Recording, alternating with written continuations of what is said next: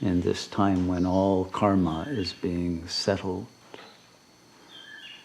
and there is an exponential increase in the extremities of situations, environments, and in the conflicts that arise within the field of the egos.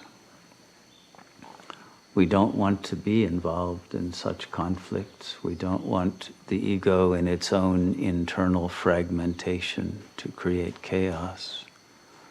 We don't want incoherence in this time when clarity, lucidity, willpower, strength, endurance, and wisdom, not to mention divine love, are essential to our passage through this historic moment into a new era.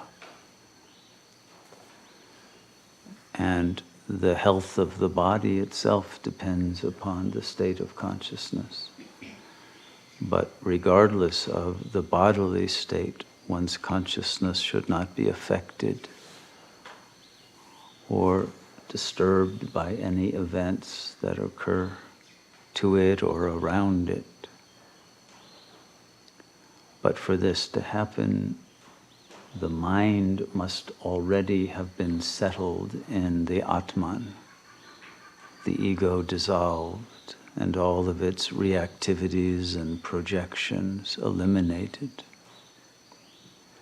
It is this sadhana that now must be accelerated if we are to be able to ride the wave that is approaching and not be inundated by it and overwhelmed by the energies that we will all soon face.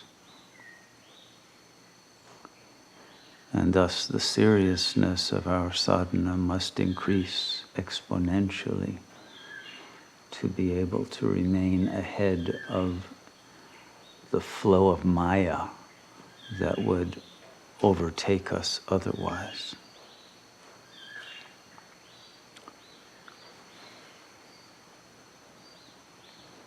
And thus it is essential to focus not simply on the improvement or advancement of our consciousness from the lower chakras to the middle chakras, but we need to reach that point of complete egoless presence that is the state of Jivan Mukti,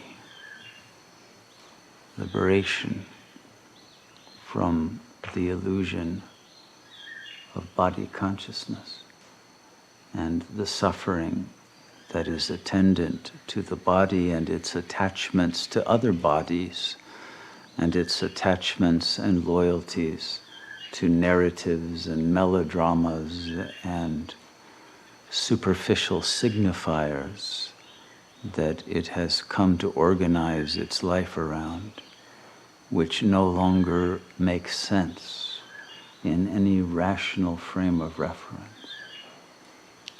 And these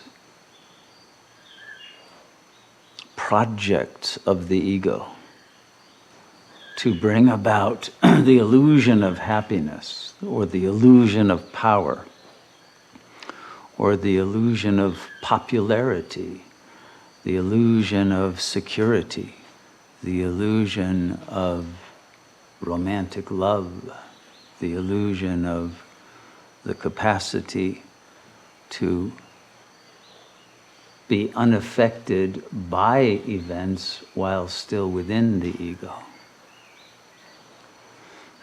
All of these illusions of omnipotence and defenses against the insecurities and internal chaos of the ego can only be completely eliminated through the elimination of the ego itself, not of any amelioration or any lesser form of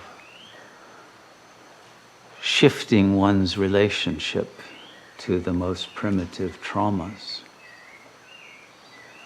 But that identification with the body which produced those traumas and caused them to lodge in the lowest strata of egoic consciousness as an enduring interference pattern and cause of the return of the repressed and the repetition of traumas in new forms and new additions and new permutations.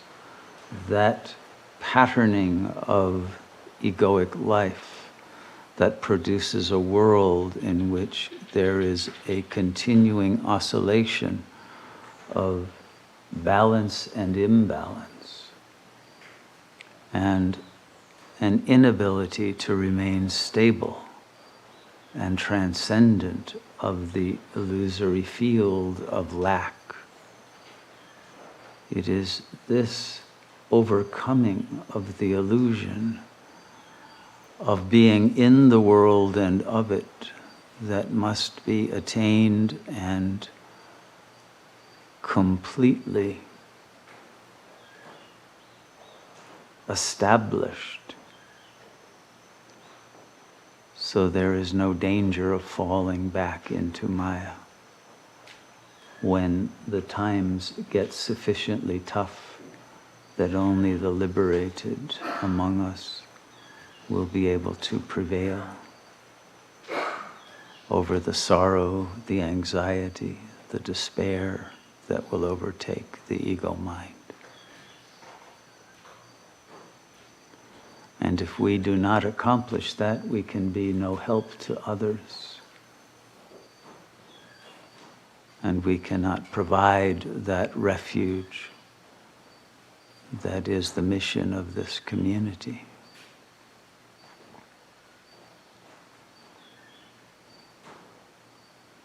And that refuge is a refuge from the illusion of the individual person.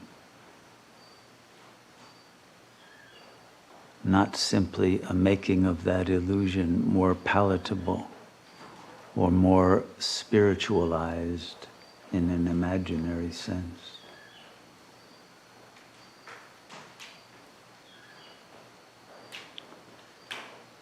And this requires a razor-sharp discernment between the manifest and the unmanifest, and the ability to remain in and as the unmanifest presence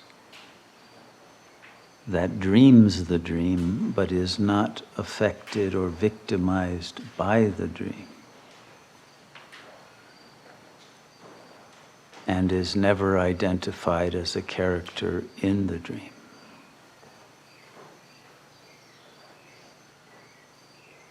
This is what yoga means. Anything less is an imaginary approach to spirituality that will be of no avail in the times of tribulation that are approaching.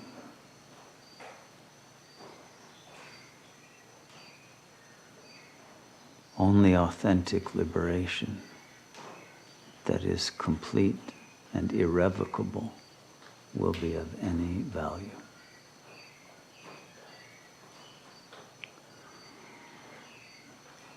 But the ego's tenacity in defending its denial and its wishful thinking and its refusal to see the trajectory of the destiny of our planet keeps it from making those efforts that are essential in these final moments in which there is a margin for preparation. And it requires great sobriety and solemnity of purpose, and an earnestness that never gives up in order to break through the illusion and the barriers of defense of the ego that will attempt to keep one trapped within the frame of reference of the individual being rather than the cosmic consciousness.